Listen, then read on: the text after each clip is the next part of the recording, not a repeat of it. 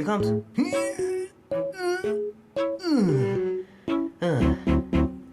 Alright, done. Now I should flush it.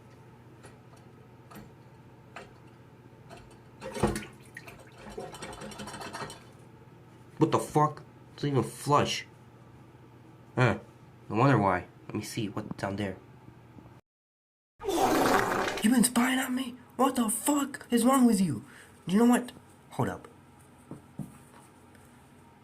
This